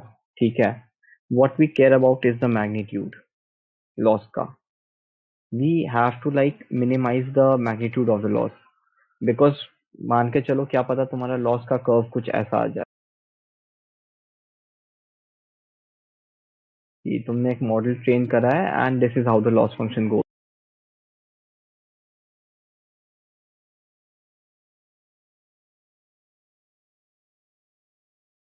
तो अब इस केस में तुम ये तो नहीं चाहोगे ना कि तुम्हारा मॉडल यहाँ आके बैठ जाए, इवन तो like this is the minima point, लेकिन तुम्हारा मॉडल तुम ये तो नहीं चाहोगे कि यहाँ आके बैठ जाए, बिकॉज हमारा गोल ये नहीं है ना कि like we have to reach the local minima. हमारा goal is to have the minimum loss, and this is why stochastic gradient descent is not so much preferred, because what it does is कि ये अपनी initialisation के हिसाब से बस एक minima reach कर लेता है। फॉर एग्जाम्पल अगर तुम इसे ऐसे सोचोगे तो मान के चलो अगर ये यहाँ से इनिशियलाइज होगा तो it will only reach this minima, ठीक है। अगर ये यहाँ से इनिशियलाइज होगा तो it's gonna reach this minima. There is no way कि ये यहाँ से इनिशियलाइज होके इस मिनिमा को रीच कर जाए। तो इस केस में क्या होता है कि स्कॉटास्टिक स्टोकैस्ट क्या बोलते हैं इसे, स्टोकैस्टिक हाँ स्टोकेस्टिक ग्रेडियंट डिसेंट इस चीज पे टोटली डिपेंड करता है कि तुमने अपने मॉडल की वैल्यूज को कहाँ से इनिशियलाइज करा है। In case you were lucky and तुम्हारा रैंडम इनिशियलाइजेशन अच्छा था, you might get the global minima. In case you were not lucky you get stuck with the local minima. तो in case if you like start from here तुम्हें best minima मिलेगा, लेकिन in case you start from here तुम्हें ये minima मिलेगा, and in case you start from here तुम्हें ये minima मिलेगा।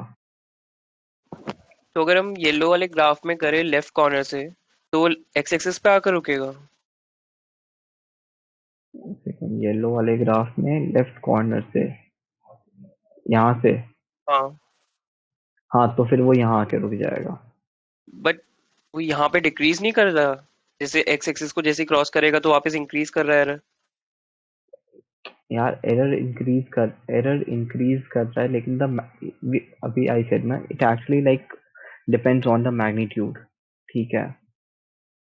ये इस चीज को ऐसे नहीं देखता कि तुम्हारा क्या कहते हैं कर्व नेगेटिव है कर्व पॉजिटिव है, वैल्यू नेगेटिव है।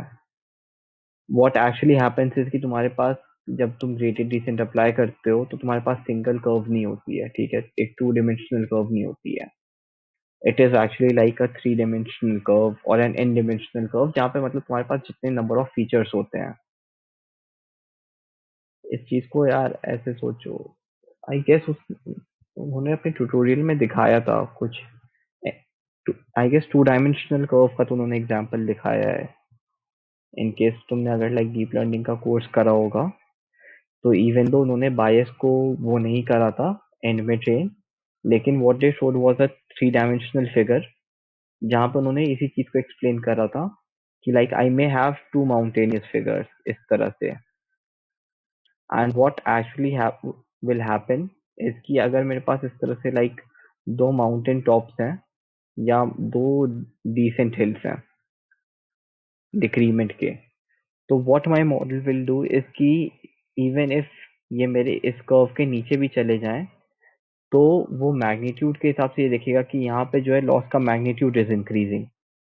इन केस अगर तुमने कभी न्यूरल नेटवर्क ट्रेन करा होगा तो तुम ये चीज देखोगे कि तुम्हारा लॉस जो है वो कभी नेगेटिव नहीं जाता है, ठीक है। Your loss always remains positive even if your model is performing very badly, unless and until तुम R2 स्कोर देखो, और R2 स्कोर इज बेसिकली तुम्हारा लॉस का परफॉर्मेंस सीधे माइनस करके। इन एवरी अदर केस वो लॉस हमेशा तुम्हारा पॉजिटिव होता है, एंड वो पॉजिटिव बस इस वजह से होता है कि तुम कहीं कभी भी y हैट माइनस वाई आई नहीं करते हो, तुम हमेशा उस चीज का स्क्वायर लेते हो just to be sure of this magnitude वाला प्रॉब्लम। बिकॉज वरना कल को क्या होगा, कल को तुम्हारा मॉडल सीधे आके नेगेटिव एक्स एक्सिस पे बैठ जाएगा, नेगेटिव वाई एक्सिस पे, बिकॉज दैट इज वेयर तुम्हारा क्या कहते हैं एक्स की वैल्यू जो है तुम्हारा लॉस जो है नेगेटिव जाना शुरू कर देगा।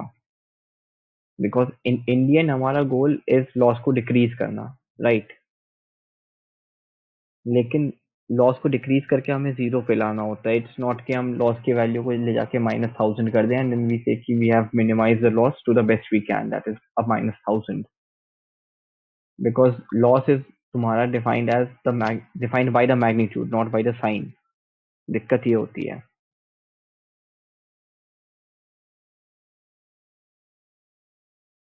आई गेस यहाँ पे लॉस और एरर में कंफ्यूजन हो गया कि इन लोगों ने जो एरर, बेसिकली लॉस यहाँ पे मीन स्क्वायर्ड एरर ही ले रहे हैं, बट वहाँ पे error is something else in the sense कि मतलब सिर्फ जो सब्ट्रैक्शन लिया है वो डेरिवेटिव लेने के बाद आता है, जब मीन स्क्वायर एरर का डेरिवेटिव लेते हैं.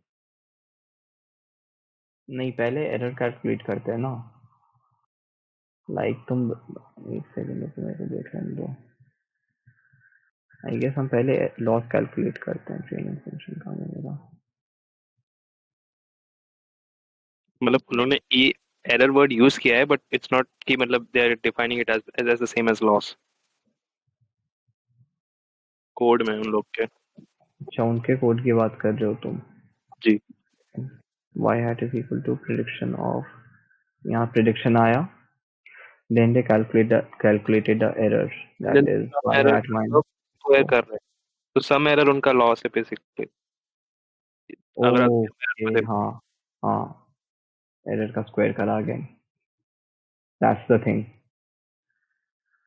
बेसिकली देखो, इन्होंने भी वही करा कि this is your error and loss को अगर इन्होंने स्क्वायर कर लिया. बिकॉज देखो होता क्या है कि we actually are more concern with हमारे लॉस की वैल्यू देन हमारे लॉस का sign. Because in case we start going with the sign, दिक्कत वही होगी कि फिर हमारा मॉडल जो है एग्जैक्टली नीचे आके बैठ जाएगा कि भाई यहाँ पे जो है मेरे पास वैल्यू एकदम नेगेटिव आ रही है -1000, तो this must be the optimal. लेकिन as soon as I square this, क्या होगा, ये कर्व जो है यहाँ नीचे नहीं आएगी. अब ये कर्व स्क्वायर होने के बाद क्या है, it will always remain positive, जो भी मतलब हमारा नया कर्व बनेगा.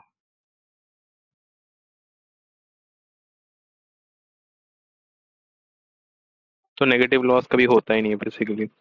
हाँ, तुम्हारा लॉस कभी भी नेगेटिव नहीं जाएगा. लाइक जब तुम चाहे न्यूरल नेटवर्क ट्रेन करो या तुम नॉर्मल मशीन लर्निंग के मॉडल्स को ट्रेन करो, तो तुम यही देखोगे कि तुम्हारा जो लॉस है वो कभी नेगेटिव नहीं जाएगा.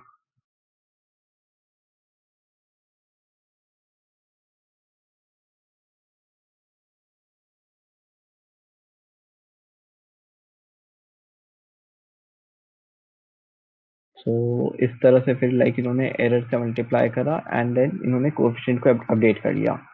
कोएफिशिएंट को कैसे अपडेट करा, coefficient is equal to coefficient minus learning rate into error. Error is तुम्हारा बेसिकली जो तुमने कैलकुलेट, एक सेकंड यार, सम एरर फिर इन लोग ने वर्डिंग एरर यूज करी है, बट आई डोंट थिंक उनका मतलब वो है.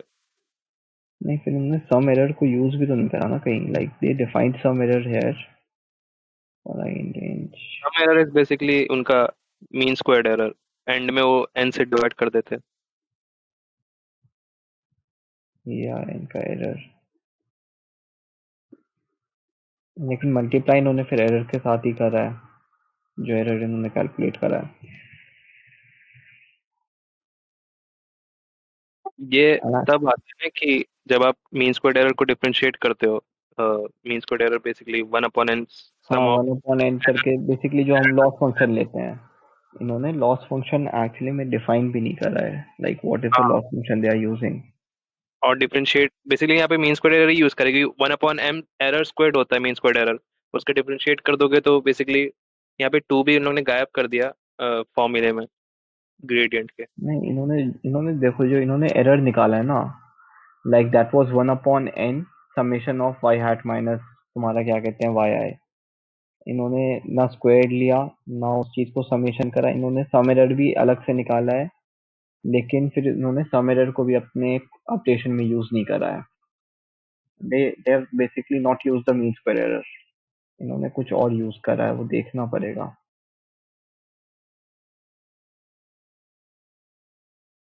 लेकिन बेसिकली देखो, this is the thing with तुम्हारा क्या कहते हैं mathematics, that this actually depends upon कि तुम कौन सा लॉस फंक्शन यूज कर रहे हो. Maybe they have used some other loss function other than mean square error, because mean square error is not the only loss function. there are like plenty of different loss functions that you can use even in regression. That actually depends upon तुम्हारा क्या goal है. के बाद you have like your first predictions. First predictions के बाद you calculate the loss, the error. जो भी बोलो, loss बोलो, error बोलो, and उसके बाद using that loss या error तुम back propagation करते हो.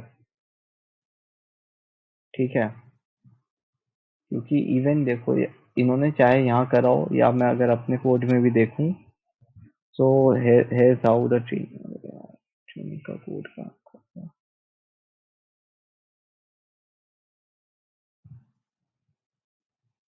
the first like we calculate the loss and then loss के बाद भी सीधे use loss dot backward to implement the backward propagation. ठीक है, तो loss बोलो या इसी चीज को error बोलो, the thing is कि हम काम सेम करते हैं, they are one and the same thing. इन्होंने पता नहीं कुछ अलग loss function यूज करा है बस.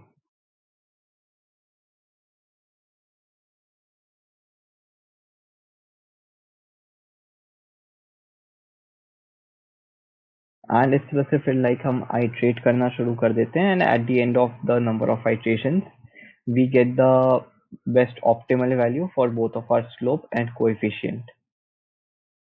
तो ये तो हो गया स्क्रैच से जब तुम इम्प्लीमेंट करोगे. ठीक है, but what if you actually don't want to implement it from scratch. तुम सीधे मतलब चाहते हो कि तुम्हारे पास कोई भी गिवन डेटा सेट है एंड तुम उस चीज को सीधे अप्लाई कर दो. तो दैट इज वेयर तुम्हारी sklearn की लाइब्रेरीज कम इन. उसमें तुम्हें कुछ नहीं करना है, तुम्हें इनपुट फीचर्स के दो कॉलम्स लेने हैं X and Y and you straight away use model dot fit X comma Y and तुम्हारे पास मॉडल ट्रेन हो जाता है अपने आप. थिंग इज बैक एंड में वहां पे भी सेम यही चीज चल रही होती है बस.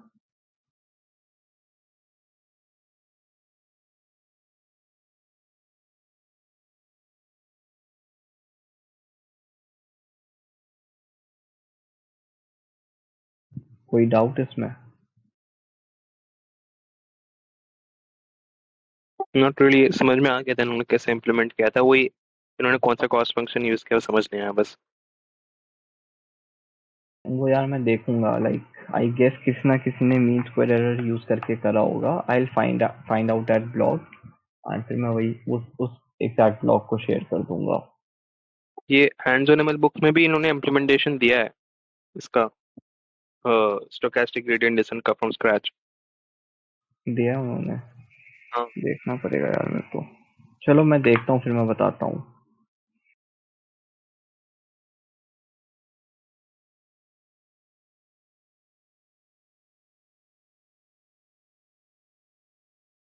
तो देखो लीनियर रिग्रेशन में तो इतना ही था. थिंग इज कि अब जब तुम मल्टीपल लीनियर रिग्रेशन करोगे तब तुम्हारे पास बस जो डिफरेंस आएगा वो ये होगा कि अभी तुम्हारे पास जो वेट मैट्रिक्स थी that contained a single weight because we had a single feature, है ना. लेकिन when we'll have the multiple features तो हमारे पास जो अब नई मैट्रिक्स आएगी that will be number of examples cross number of features. ठीक है, ओके ओके. सो बेसिकली अभी जो ब्रॉडकास्टिंग चल रही थी वो तुम्हारी क्या कहते हैं रो वाइज चल रही थी. Row wise you will have the same weight. इसमें भी सेम वही चीज होगा कि row wise you will have the same weight, only that this time तुम्हारा जो कॉलम में सिंगल वैल्यू की जगह you will have like number of features के जितने weight which will be randomly initiated and at the end you will have a bias and बाकी पूरा तरीका एग्जैक्टली सेम रहेगा. You will still do like the matrix multiplication plus the bias and then you'll calculate the error or the loss and then तुम उस loss को use करके back propagate करोगे. You'll find out the new slopes for each values and then तुम उन slopes के साथ again forward जाओगे. You'll predict, फिर तुम अपना फिर से loss calculate करोगे and then तुम उस loss को फिर से derivative के साथ multiply करके minus करोगे. So that's how तुम्हारा linear regression works. बस.